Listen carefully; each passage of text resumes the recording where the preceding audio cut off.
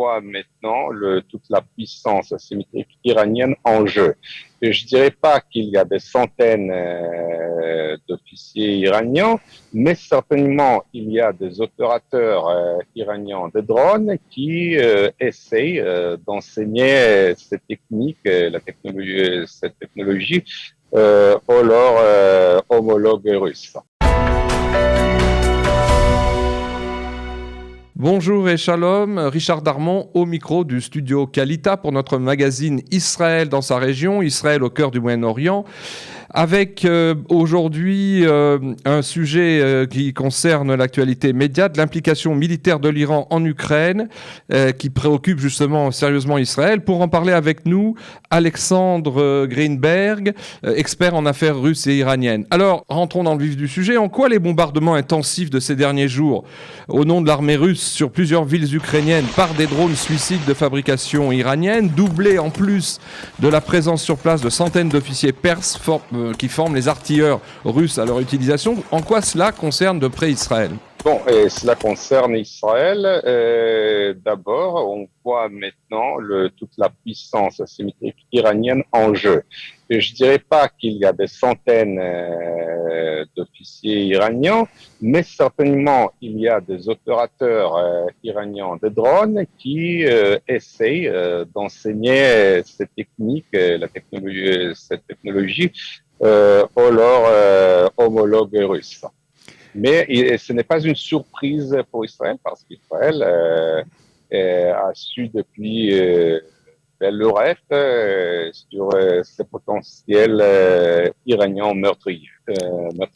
Mais comment expliquez-vous, vous connaissez les deux pays et la stratégie ou en tout cas les problèmes géopolitiques des deux pays, comment se fait-il qu'une grande puissance comme la Russie c'est de la question que tout le monde se pose, doit faire appel à un pays, je dirais, bon, on peut le qualifier de pays voyou, c'est pas le problème, mais en tout cas un pays comme l'Iran pour mener une guerre aussi importante? Est-ce que l'arsenal russe ne suffit pas? Et on sait qu'ils ont plein de missiles balistiques, etc. Mais comment se fait-il qu'ils soient allés chercher ces armes-là en Iran? Et très simple, en fait, depuis le début de la guerre, c'était clair pour tous ceux qui analysaient la Russie de près, et moi compris, que, en fait, les recherches occidentales sur la puissance militaire russe ne reflètent pas le vrai état de choses. C'est-à-dire, l'armée russe demeure très peu modernisée. Et pour le moment, l'armée russe n'utilise pas les renseignements des points depuis les terrains et électroniquement parlant, si je peux ainsi dire, la Russie demeure très arriérée.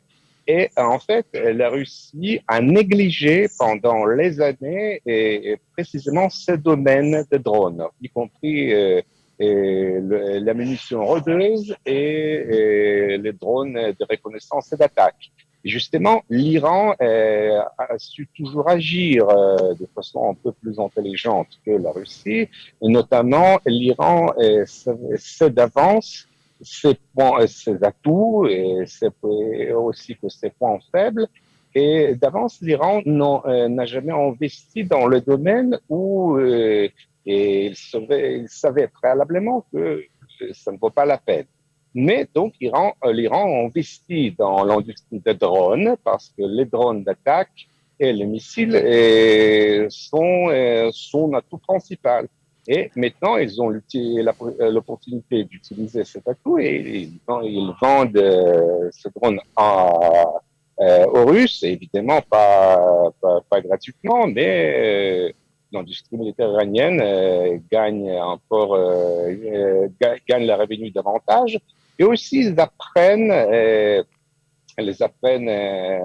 leur propre technologie dans les conditions des combats. Oui, c'est cela. Et leur permettra éventuellement d'améliorer cette technologie, d'apprendre, d'améliorer et de perfectionner le système de guidage, de ciblage. Alors justement, ce tournant militaire, qui est quand même assez lourd de menaces potentielles pour l'État hébreu, puisque, comme vous le disiez à l'instant, ils sont en train d'essayer leurs drones sur le terrain, et ces drones, en fait, ils ont été aussi fabriqués en vue d'un affrontement éventuel avec Israël. Alors, est-ce que ce tournant militaire, qui est quand même une nouvelle donne dans le conflit en Ukraine, est de nature à modifier, selon vous, la position de neutralité stratégique et d'aide seulement défensive et humanitaire à l'Ukraine, qui a été adoptée par j'allais dire même les gouvernements israéliens dans ce conflit depuis son irruption le 24 février dernier? Est-ce que ça va changer la position israélienne? Ça pourrait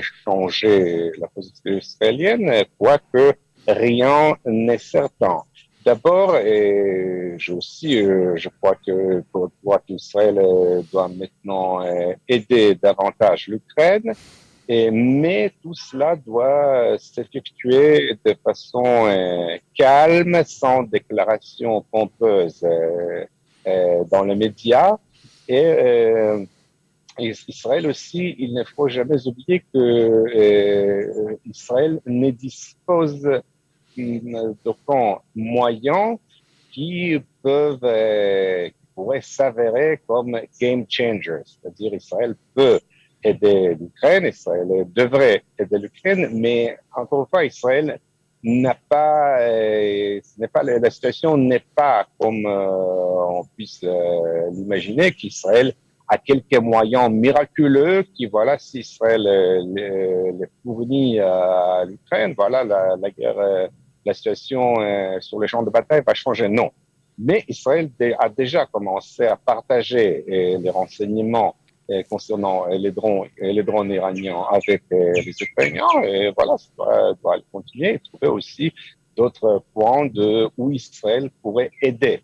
Parce qu'il faut aussi trouver, l'aide doit être réelle, il ne s'agit pas de déclarations israéliennes ou occidentales. Il faut aider dans les domaines réels, et ça, c'est surtout les renseignements à propos des drones iraniens, leurs tactiques, leur équipement électronique, les méthodes de combat et de contre-attaque contre les drones. Tout ça est faisable, mais aussi, encore une fois, il ne faut pas penser qu'Israël a un système anti-drone que voilà, on le déploie sur le terrain et il n'y a que le drone iranien n'existe plus. Il ne présente pas en danger. Ok, en tant ex-officier, des renseignements de Tsahal, vous êtes, je crois, capitaine de réserve, spécialisé dans le dossier iranien et russe.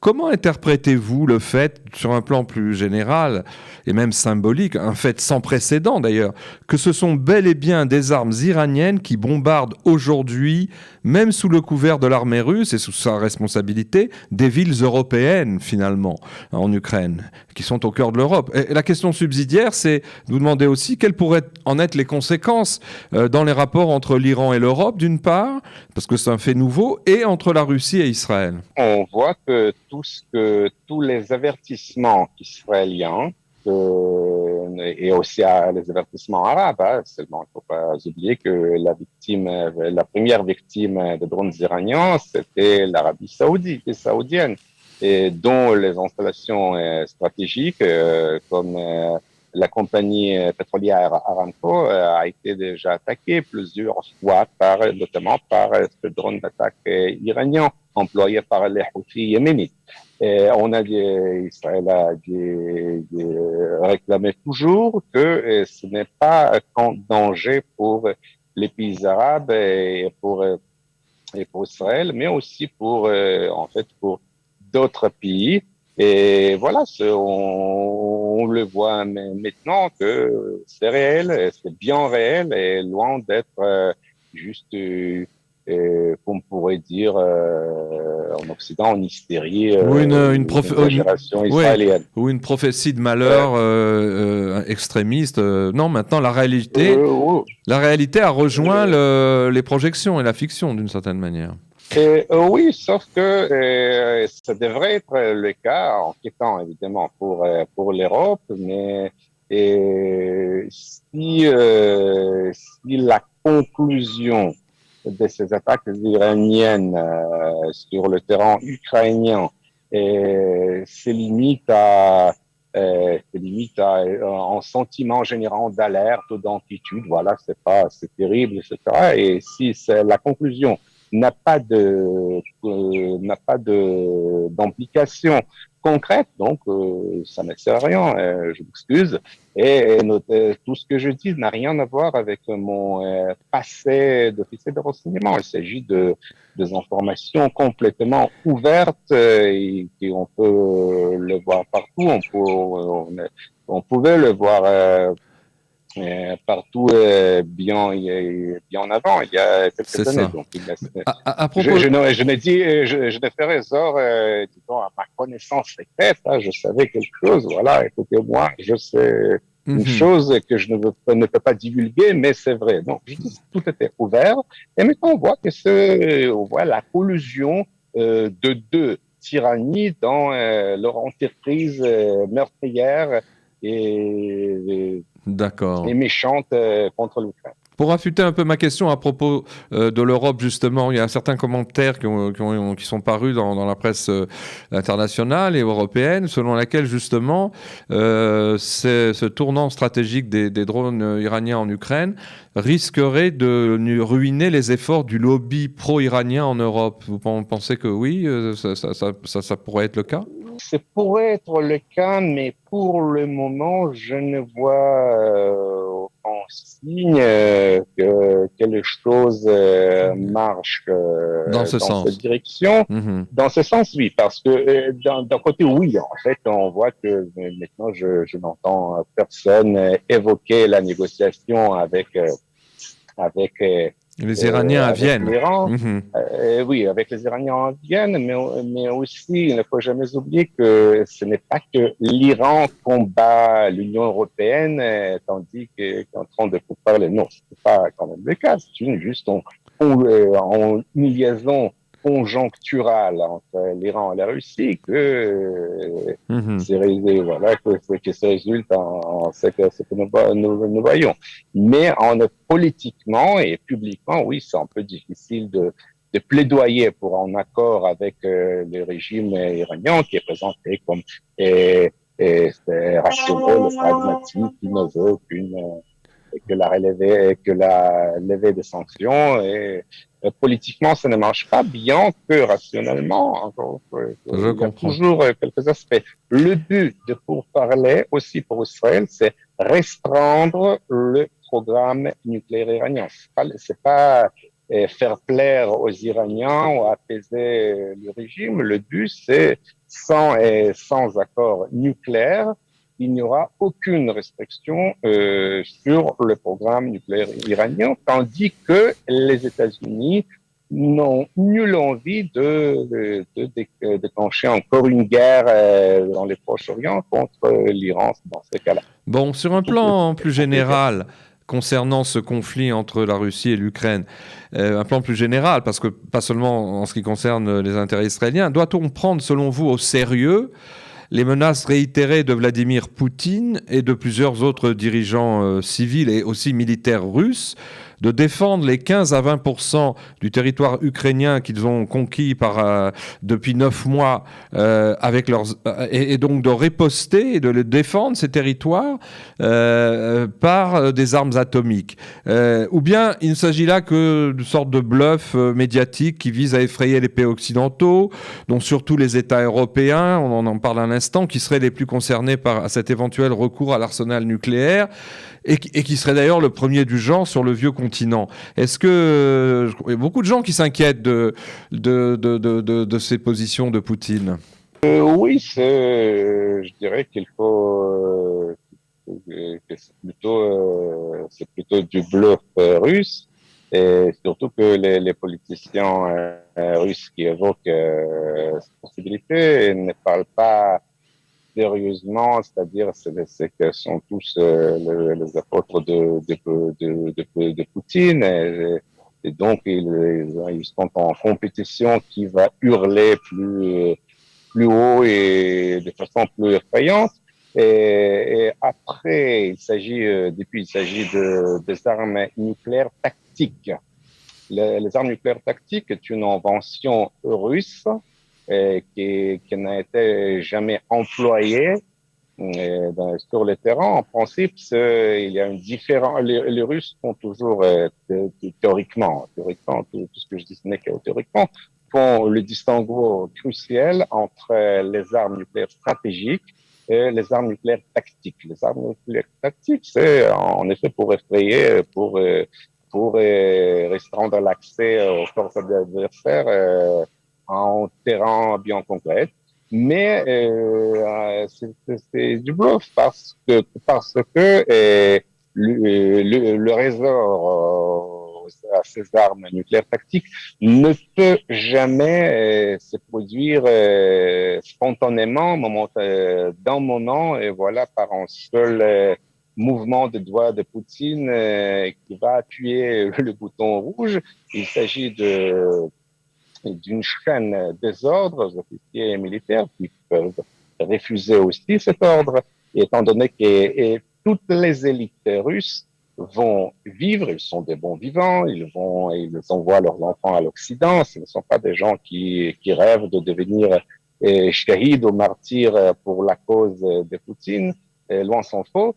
Mais finalement, on ne peut pas garantir que Poutine ne va pas faire quelque chose parce que il s'agit d'un homme, non qu'il soit irrationnel ou fou, non. Mais il s'agit d'un homme assez primitif qui ne pense pas stratégiquement, qui ne pense pas à long terme, contrairement aux dirigeants soviétiques.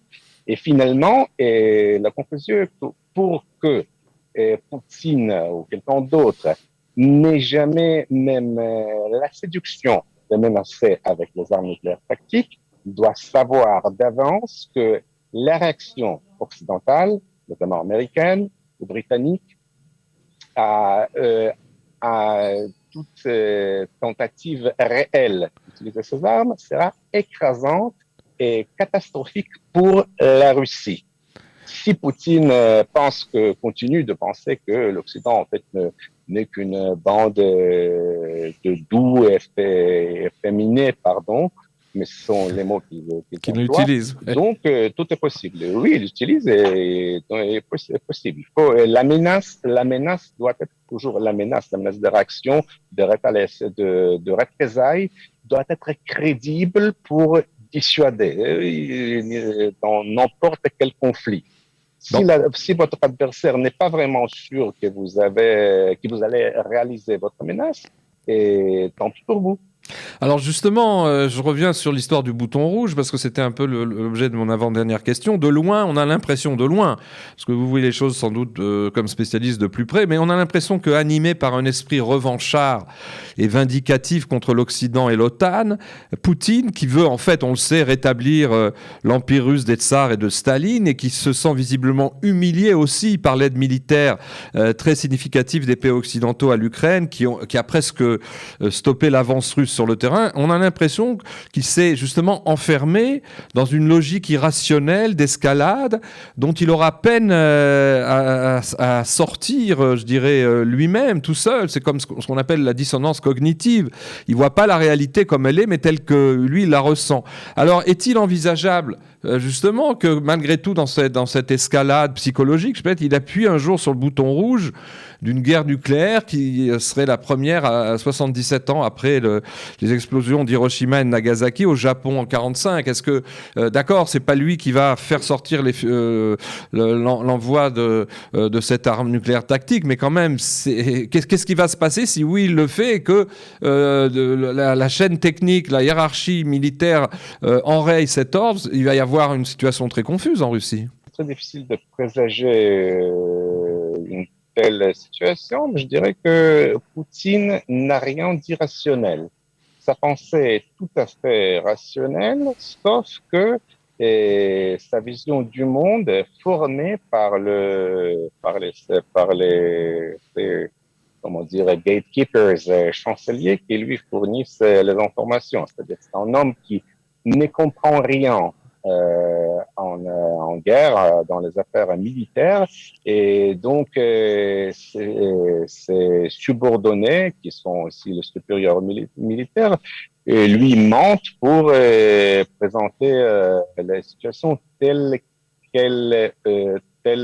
qu'il lui, il voudrait l'avoir. Il continue de croire, par exemple, il continue de croire que c'est possible de gagner la guerre contre l'Ukraine. Et il continue, en général, le commandement russe continue de croire que s'ils arrivent à mobiliser encore des milliers De de gens, soldats. ils peuvent remporter la victoire. Parce que, encore une fois, la Russie ne pense jamais en termes stratégiques en long terme, aussi, non parce qu'ils sont bêtes, mais parce que les systèmes russes agit de telle façon, c'est-à-dire, comme a démontré une journaliste investigative, Farida Rustamova, qui a questionné quelques gens proches de Poutine, et tous ces élites, ou les gens qui sont autour de Poutine et Poutine lui-même, ne considèrent même pas l'option de défaite en Ukraine. Ils peuvent continuer la guerre, et donc, ce qui Oui, concerne vous voulez la dire troisième guerre. les conséquences que ça pourrait avoir, c'est ça. Donc il y a une absence totale de, vous me le disiez quand on a préparé cette émission, qu'il y a une absence totale, il n'y a pas de stratégie militaire russe, puisque ça suppose un système démocratique de concertation, Tout à fait. je dirais, de... Tout à fait, il faut, les généraux de Wehrmacht pouvaient dire au commandement nazi, à Hitler, et, écoutez, cet ordre n'est pas exécutable étant donné que je ne dispose pas de A, B et C. Je Ce comprends. n'est pas le cas, car on ne peut pas imaginer en général russe dire, rapporter à Poutine, écoutez, ce serait désirable, mais on ne peut pas le faire à cause de A, B, C, D, C. Donc, Ok. ça n'existe jamais. Ce qui concerne la troisième guerre mondiale, la guerre nucléaire, je dirais que ça pourrait advenir uniquement quand la survie du régime Est en jeu. Est en jeu. est en danger. Si quelqu'un, si l'Américain essaie en effet d'encercler le Kremlin ou d'occuper la Russie, alors oui, mais ce n'est pas, le cas pour le moment. Merci Alexandre Greenberg de toutes ces précisions assez éclairantes. Merci aussi aux auditeurs de nous avoir écoutés et à bientôt. Bonne semaine.